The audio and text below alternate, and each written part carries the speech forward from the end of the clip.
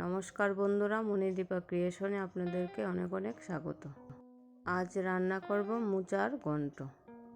প্রথমে মোচাগুলো ছাড়িয়ে নিলাম, তারপর একটা বাটিতে জল নিলাম, জলের মধ্যে দিয়ে দিলাম অল্প হলুদ।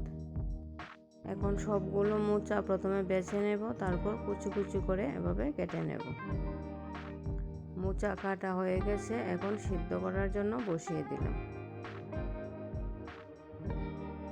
মিডিয়াম আঁচে 10 মিনিট সময় ধরে সিদ্ধ করে নিলাম। মোচা সিদ্ধ করা হয়ে গেছে, এখন নামিয়ে রেখে দিলাম। তারপর বসিয়ে দিলাম কড়াই, প্রথমে বাদামগুলো ভেজে নেব। সঙ্গে থাকুন, ভিডিওটি শেষ পর্যন্ত দেখুন। যদি ভালো লাগে আমার চ্যানেলটি সাবস্ক্রাইব করে দেবেন প্লিজ। টুকরো করে আলু কেটে নিলাম, এখন অল্প নুন হলুদ দিয়ে আলুগুলো ভেজে নেব।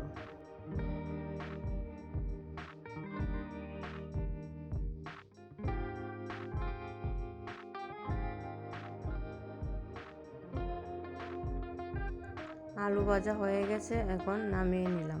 আর এদিকে পুরনে দিয়ে দিলাম তেজপাতা, শুকনো লঙ্কা আর পাঁচফোড়ন।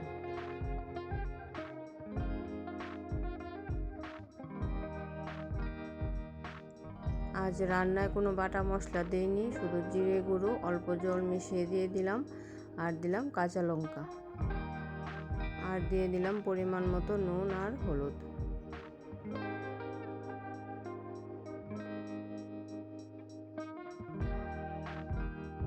মশলাটাকে অল্প ভেজে নিলাম, এখন দিয়ে দিলাম সিদ্ধ করে রাখা মোচাগুলো।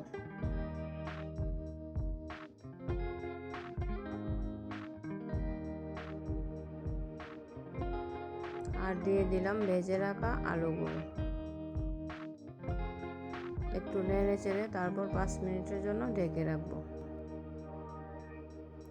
এখন দিয়ে দিলাম ভেজে রাখা বাদামগুলো। আবারও 5 মিনিটের মতো ঢেকে রাখলাম, যাতে আলুগুলো সিদ্ধ হয়ে যায়।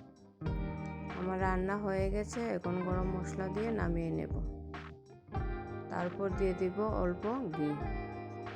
খুব সুস্বাদু একটি নিরামিষ রেসিপি। ভিডিওটি শেষ পর্যন্ত দেখার জন্য ধন্যবাদ।